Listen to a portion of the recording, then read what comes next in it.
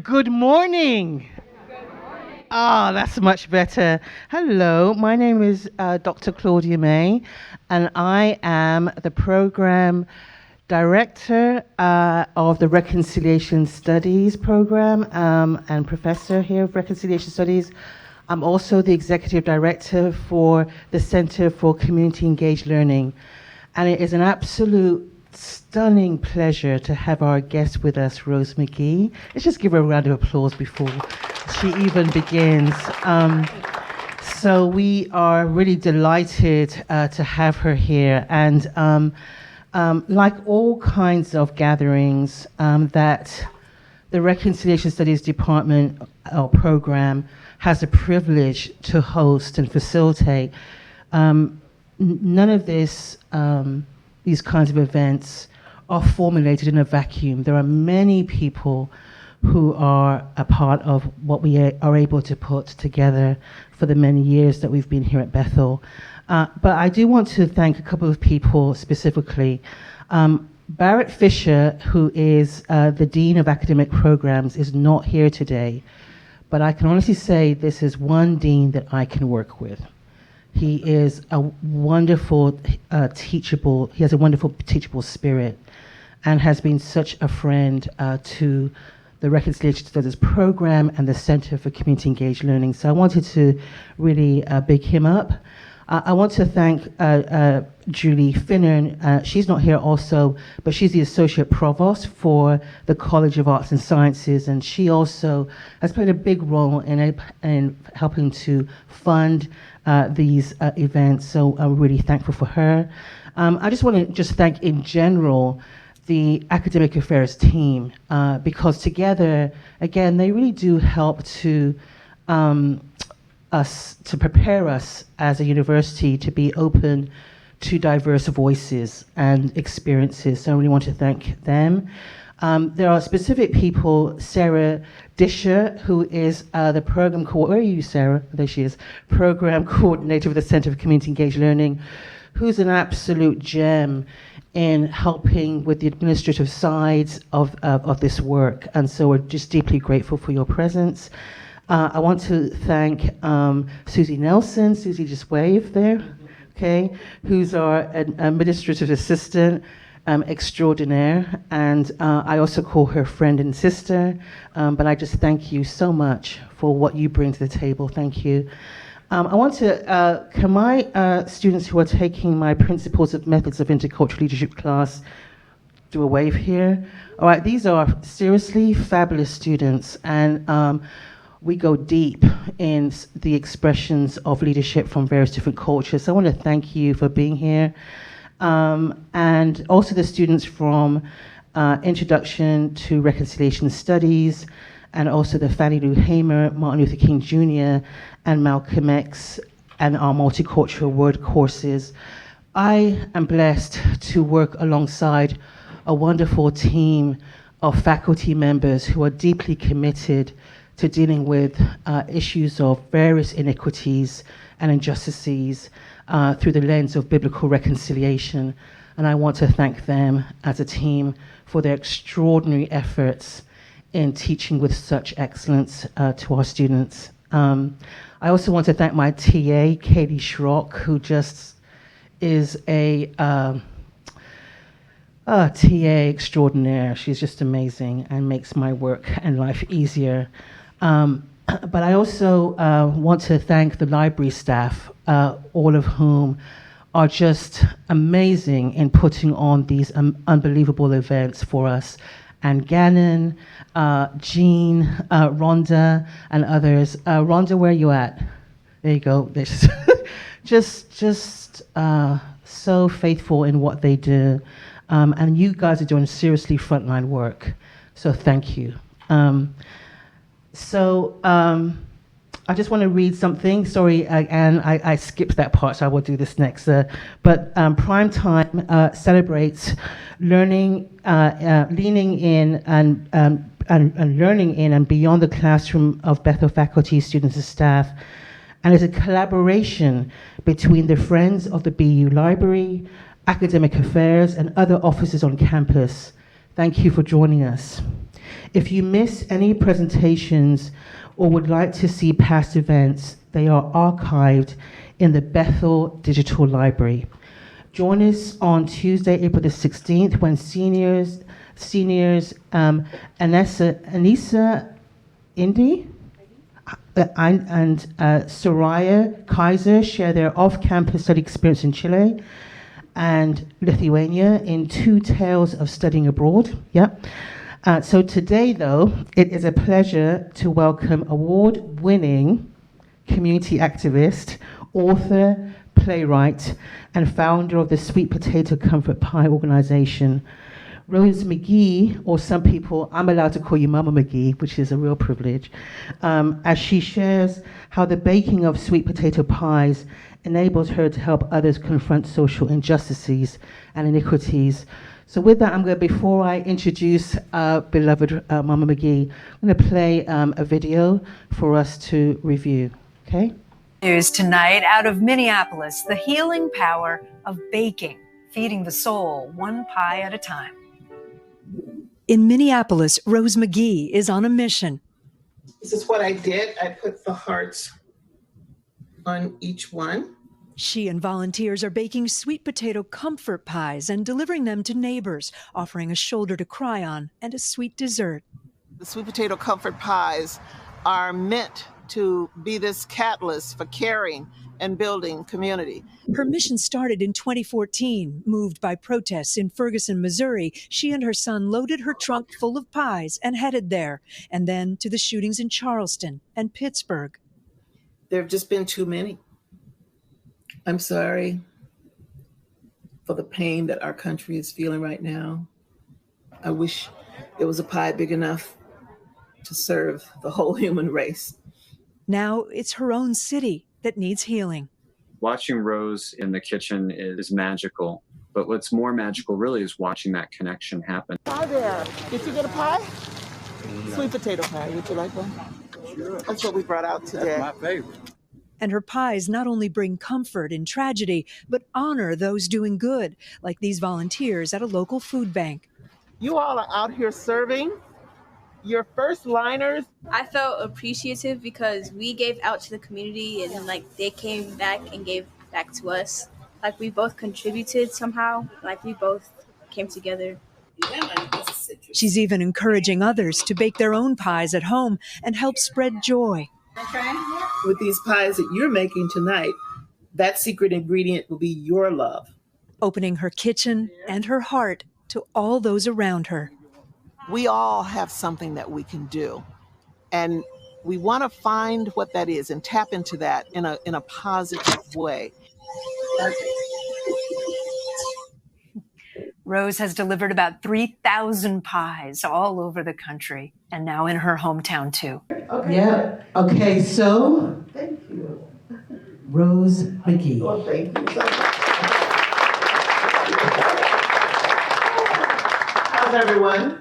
Good. I still get a little emotional when I see that video because those of you who remember 2020, May 2020, it was a rough time in our communities, and we were already dealing with COVID, right? And then came the George Floyd incident, which really did something to people around the world, not just here. So here I am now, and you've heard about it a little bit, and you'll hear a little bit more as well. Just speaking to people to encourage you to think about what you can do. I'm sure many of you are already doing something. The thing is, it doesn't have to be something that you think is rocket scientist sort of thing. It just can be you. It just can be you. I didn't even grow up liking to cook. And I still don't like to cook. And that is the truth. But for some reason, this pie was calling me, and I consider it to be the sacred dessert of Black culture. So here we've got this thing, and I just referred to this today as confronting social injustice with baketivism. That's a word, I've been given all kind of words and descriptions. So baketivism is one that I have stuck with. My accountant years ago labeled me a pie philanthropist because I was giving away pies. She says, "You're not making any money. Why are you selling pies?" Because there was a time when I used to sell them, and it appeared as though I was making money because, you come out and you see a line of people. But when you really put together the amount of hours that I was putting in, and to make sweet potato pies, as Nick is about to discover, they have to be fresh ingredients to be right as far as I'm concerned. Now, you can skim and use some things like canned sweet potatoes and so forth, but it just doesn't, it's not the same for somebody like me. So I'm just saying, you know how we get. Every culture has this thing that we're really persnickety about. And so that's where we are. I wish you could see all of these photographs up here of people who are involved with us in some sort of way and how they have been very actively engaged in making these pies. I ask myself too, for what purpose? There are still people who don't understand what my organization is. By the way, it is, excuse me, I have allergies. It's called Sweet Potato Comfort Pie. Sweet Potato Comfort Pie. So people will call us, they'll see us featured on a news clip such as that or whatever we're on, and they will call and say, "How do I buy a pie?" And to explain to them, we're not selling pies, we gift them. And that is how we do it.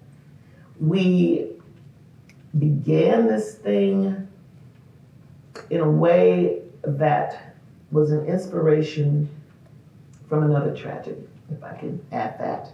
And that'll probably come out in a video later. But in 2014, in Ferguson, Missouri, young Michael Brown Jr. was murdered on the streets. And we had just come from watching this long, agonizing trial that involved the killing of young Trayvon Martin. And for some reason, I'm sitting here in my living room watching this, and I felt compelled to do something. And I'm really glad that I can stand here and unapologetically say, which I do anyway, but being here at Bethel, I say that it was the Lord who spoke to me. Because I'm sitting there and I heard this voice just as clear. No, it wasn't a voice that you're hearing, like mine, but it was speaking to me. And if you understand that, then you know what I'm saying. And it said, make some pies and take them down. And I'm thinking, that is the most ridiculous thing I've ever heard. And again, make some pies and take them down. And I got up from television and went in front, in my kitchen, Dr. May, and I just sort of walked around in the kitchen. I've done that before when things are really bothering me. And I'm like, why in the world am I going to make some pies and take them down? And yet, it came to me very clearly. And so, that's what I did. The next thing I knew, I was contacting a pastor who lived in the area, and I said, I am going to be bringing sweet potato pies down, and I'd like to give them to Ferguson, and I'm thinking you probably know somebody in the St. Louis area. And he did. So he said to me, I'm going to connect you with this pastor. Called pastor, explained to him what I was doing. He said, I'd love to assist with that because things are not good here right now at all. And just one thing though, I'm asking. I said, what's that? I'd like you to stop by one of my parishioners' home and give them a pie. Can you do that? I said, sure, I can do that. But when I got there, we arrived at the home, this person had passed away. But his son and daughter were there, and they were about my age. So we're talking older people, right? And I gifted them the pie. At first I always ask, would you like a pie? And they started squabbling over the pie like little kids. And she took the pie and he says, no. She said the pie was for us. You give me the pie. And they're going back and forth and they're having such a great time. And at that moment, I realized, this pie just brought them a moment of joy. It took them for a moment off their mourning and off their grieving. And that's what I knew, this is the right thing to do. So those kinds of stories were the kind that I experienced on that journey. But when I got there, the makeshift memorial in the street of Young Michael, there was a young lady, beautiful young lady. She's standing there just arguing. You should have been home. You should have been inside. I wish you'd been inside. And I walked up to her and I said, "Excuse me, did you know Michael?" And she said, "Yes, we grew up together. He lived right there." So she's pointing to the projects that you no doubt saw, all the time where his grandmother lived. And I said, "Would you like to have a sweet potato pie?" She looked at me like, "Are you out of your mind, lady?" And she said, "Well, yeah, I guess." I said, "Okay." So I went to my car, brought it, and they're in boxes, and they look all lovely. And as soon as the box, she opened it, she said, "It's so pretty." And then the aroma came, and she says, "It just smells so good." And then she just held the box for a moment, but then she fell in my arms and started crying. A couple of days later, she sent me an email and said how much she and her family enjoyed the pie. Her name was Brittany Jones. And that's what we experienced. There's so many stories, and perhaps one day we'll publish those along the journey. But I knew on my way back, as I talked to my son Adam, who'd gone with me, we have to come back home and do something, because Golden Valley, Minnesota is the first ring suburb to North Minneapolis, who gets the bad rep, right? And yet at the same time, we were always hearing stories about how people had been mistreated in Golden Valley, how people had been stopped by police officers. There's this one area between Byerly's and Courage Center it's like a trap, and it happens. So we knew we wanted to do something. And that's when we came up with the concept of over the Martin Luther King holiday weekend. We would make the number of pies. Volunteers would come in and make the number of pies that Dr. King's age would be if he were alive. And then on that Sunday, people would gather and we'd be in smaller circles, and they would share their stories about who they'd like to gift a pie to and why. And then in their circles, they would decide among each other, "Oh yeah, that story that you told, you should give that pie to that lady who just, survived her battle with cancer." Or that story that you told about that child who was afraid to go to school because of whatever, didn't feel that they were welcome, and now a particular teacher has helped that child turn around. Matter of fact, give that child and the student a pie. And that's how they started to go out. But you know what happened after 2014? It wasn't so long ago that after that, those killings took place in Charleston at Mother Emanuel AME Church. And I felt compelled to do something. So we made pies, we shipped them down, and a colleague of mine went with me. Because one of the things that I've learned is it's good to take somebody with you. It's good to have a witness. It's good to have a witness. And she was Jewish, she still is. And when we got there, it was so amazing to her that here we are in this congregation. And keep in mind, this was a Wednesday night, same night as it had been when folks were killed. But it's filled with people. And on that particular night, when those 13 people were shot and 9 of them died, there were only 13 people or so in the room. And that's not unusual for Wednesday night Bible studies, particularly in the summer. And so, here we are, and the room is filled with 150 plus people. And I was honored to be able to slice pie to give to each person.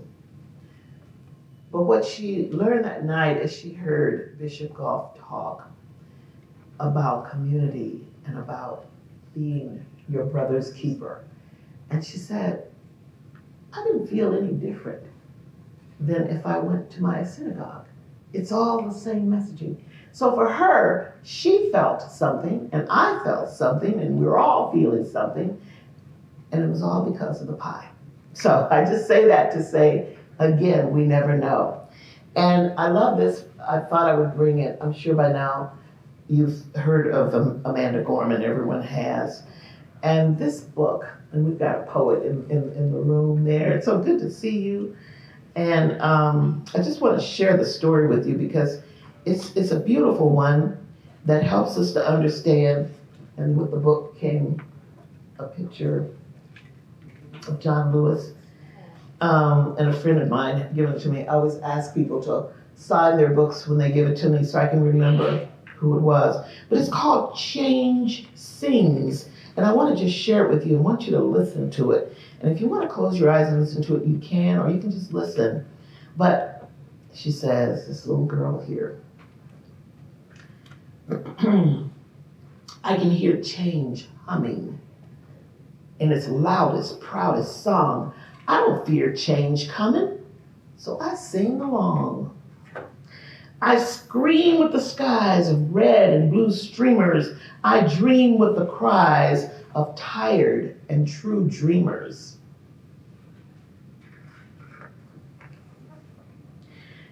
I'm a chant that rises and rings. There is hope wherever my change sings. Though some don't understand it, those windmills of mysteries, I sing with all planet and its hills of histories. I hum with 100 hearts, each of us lifting a hand. I use my strengths and my smarts, take a knee to make a stand.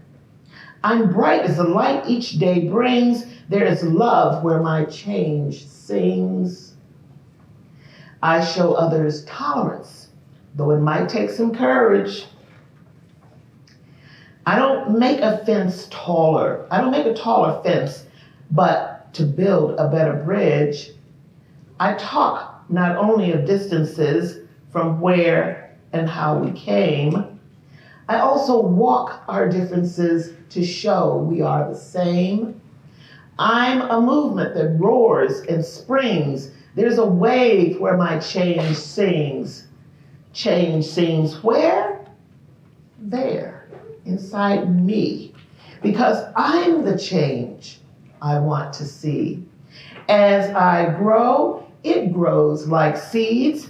I am just what the world needs. I'm the voice where freedom rings. You're the love your bright heart brings.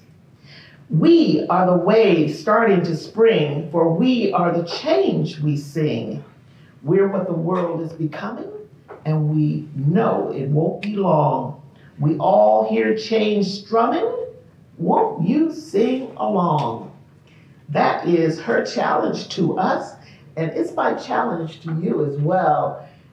Sometimes we're always waiting for somebody else to do it. And then when something happens to our leaders, we kind of get concerned. Well, who's going to lead us now? What are we going to do? Where do we go? Who do we turn to? And you know that song, Walk Together, Children, Don't Get Weary? That's what I ask you to lean on sometimes, because you shouldn't get so discouraged that you can't figure that we won't be able to move forward. It is tragic when these things happen. It is tragic when we lose someone that's been a remarkable leader, but we can't let it divide us. And that's what tends to happen oftentimes. We start thinking, oh, I don't want to listen to so-and-so. I don't want to listen to so-and-so. Oh, no, I'm not going to be in that. I'm not going to do that. And the next thing you know, we've lost hope.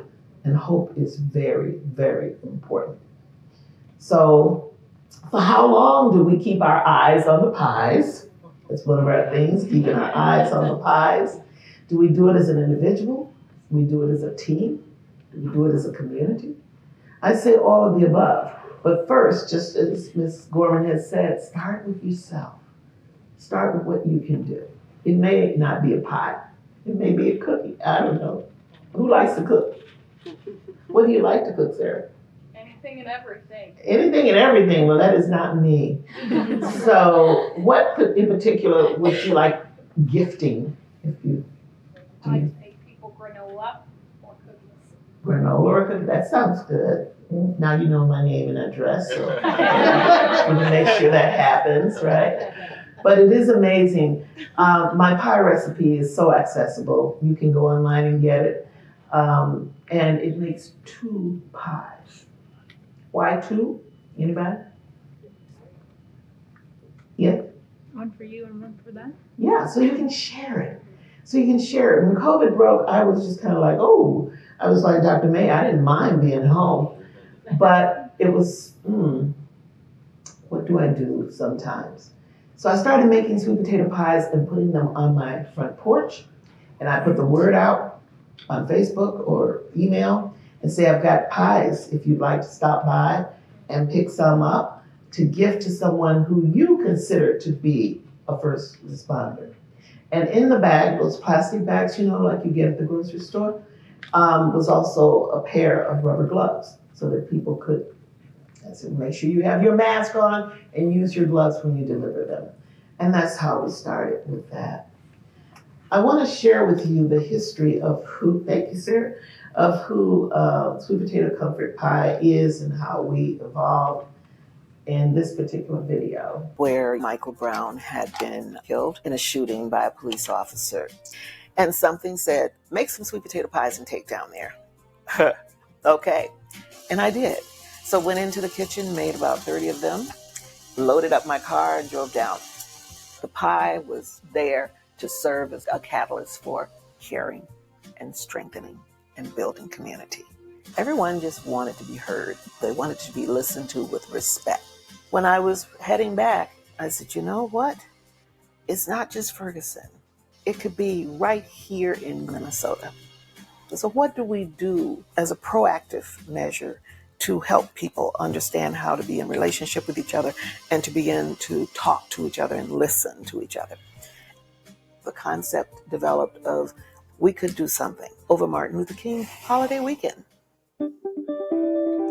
We're here on Saturday morning before the official Martin Luther King holiday on Monday. And what we're doing today is making 90 sweet potato comfort pies. The number of pies represents the age that Dr. King would be. Just make sure that you have your stuff on as long as you're in the kitchen. Volunteers are here ready to work and make those delicious pies so that everyone will be able to have them tomorrow. The sweet potato pie wasn't necessarily Dr. King's favorite dessert, but it certainly was one of his desserts. 1, 2. My role is to oversee. We don't use the recipe, okay? For the fun of today, we just allow different people to hold the different spices and just dump, and I say stop. Just pour them in there. Just take a little taste off there. Then we taste, so they can taste it and see if it feels right to them. Gentleman says a little more cinnamon, and that's why each batch that we make may be a little bit different.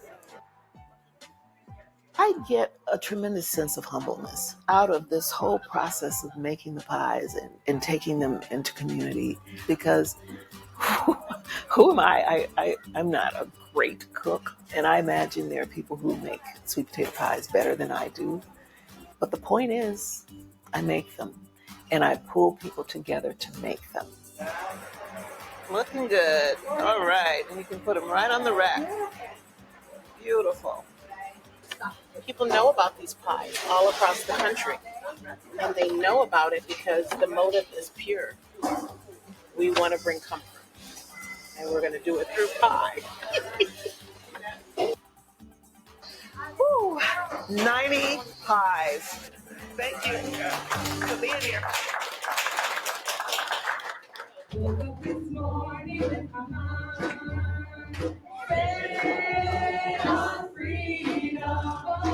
Sunday of Martin Luther King holiday weekend. Community members come together and have dialogue around race.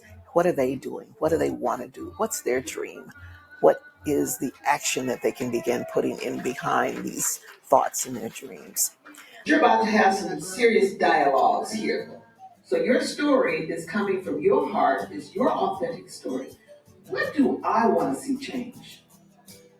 All people have to do is come and just be willing to listen, and share. We even serve pie.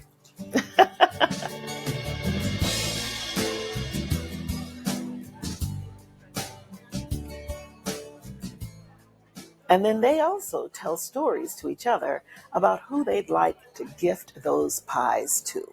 So that's how those pies go out into the community.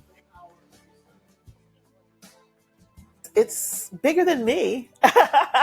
And that's why I call it a calling, because I wouldn't have been able to have just set up one day and go, I think I'll bake these pies and I think I'll have the community come and take them out. No, it evolved.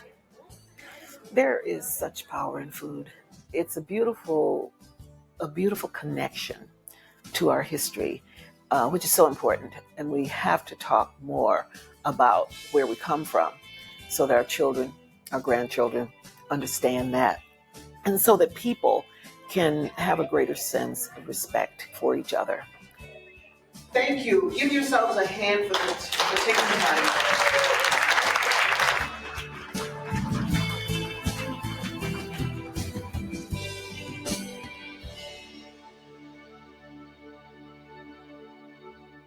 Our first year that we did this was 9 years ago, and it was about 80 people in the room. And then we started growing. This year in 2024, we had over 400 participants. And we also moved to a different venue because we wanted it to be special, because it was Dr. King's 90, what?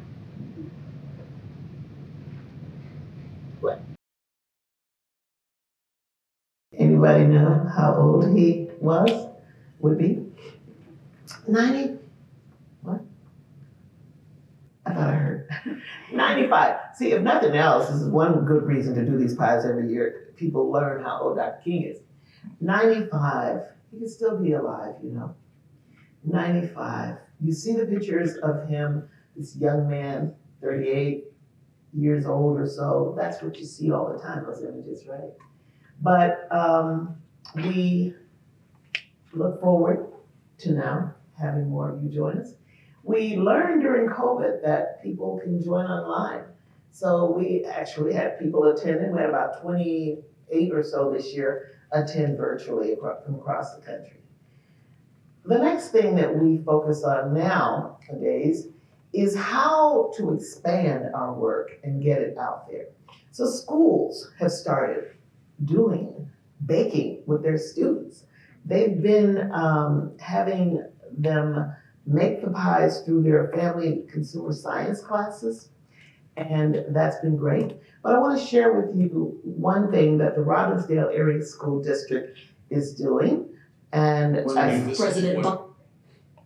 sharing this with you because, again, many of you are probably going to be educators. You're going to be doing something in the community. You have children. How are your children? Well, they root. Go ahead. I'm still exhaling over the fact that Robbinsdale Area School will be serving sweet potato pies to all their students. And that's a dream come true for me. Using my recipe, mind you, is such an incredible way, I think, to not only highlight a dessert that I consider to be the sacred dessert of Black culture, but it also allows students an opportunity to experience something that I think feeds our soul, and that's the sweet potato pie. My organization that I found is called Sweet Potato Comfort Pie. We're a catalyst for caring and building community. I think it was about almost 3 years ago that members of the staff in the district, we came together and made sweet potato pies. The staff made them and presented them to various people in their school buildings, and then they even served them for dessert during the Black History Month celebration. Party or something. Can you bring your sweet potato pie? Last summer, I was able to read from a book that I wrote over 20 years ago called Kumbaya, the Juneteenth Story. And it's a play. It helps people to understand the significance of a holiday that has often been omitted. To be able to read that book and to ask questions of those little ones in the audience, and they didn't know anything about Juneteenth. They didn't know anything about the Emancipation Proclamation. And so now that they were hearing it and their interest was piqued, so that was a beautiful thing to see. Juneteenth. I am just honored that Robbinsdale Area Schools has embraced me, embraced my work, and I look forward to doing more. Whatever we can do with consistency to bring programs that look like all of our students, programs that help to mirror what our students can be, who they can be, and not just Black History Month, not just Native American Indian Month, not just, but all of the time. And right now, we are going through so much here in Minnesota, so much pain, so much trauma. Whatever we can do together, Robbinsdale Area School District, Sweet Potato Comfort Pie, to have conversations, to understand the importance of bringing families, parents and families into these circles and having conversations over pie. I just look forward to seeing it. And that's the same thing that I want you to think about. Whatever it is, wherever you are, whatever you're doing, if you can connect, make that connection for change, it doesn't have to be activism. But if it is, then so be it. Be sure and invite me to it so I can eat too. So that's sort of what we do. Coming up in June will be the play, Kumbaya, the Juneteenth Story.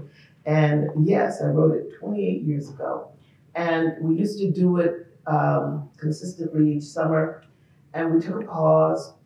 And then the Minnesota Humanities Center helped us resurrect it about 3 years ago because we saw that Juneteenth was about to be a national holiday, and people didn't know what it is, still don't. So we have been doing the play. We were in 4 cities across the state of Minnesota: Duluth, St. Cloud, Mankato, Rochester. And this year, we're really honored, so please put it on your calendar. One show at Northrop. We'll be on the Northrop stage, which is a big deal for us.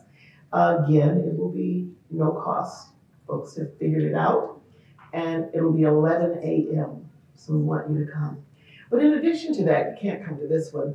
We're going to, on the 28th of June 21st, for Northrop. On the 28th of June, we're actually doing 2 shows at the Capri Theater in North Minneapolis for the Freedom School students. Are everybody familiar with Freedom Schools? This is under the umbrella of the Children's Defense Fund. And they have these programs in the summer called Freedom Schools, which is to further enhance the development of young children, particularly Black children and children of color. And any child can come, but it's an Afrocentric curriculum. So excited about that. And this book, you want to make sure you get a copy of it. It's called Can't Nobody Make Sweet Potato Pie Like Our Mama. And it's one that I started working on this book, trying to get it published in 2014. And it finally got published this past August by the Minnesota Historical Society Press. It's a great story on values that this grandmother is teaching her little twins who they don't get along very well at all. They bicker all the time, though twins they are, except they agree on their grandmama's sweet potato pie. So it's a beautiful lesson. The book also has a copy of the recipe. I want to take some time for any questions because I know we have to end in a little bit. Any questions or comments? Yes, ma'am. What's your name? My name is Tiara. Okay, I've got the mic. Okay, so Tiara. I'll just go ahead here. Okay, Tiara. First off, thank you so much for coming today and sharing what you do with baketivism. I love that word.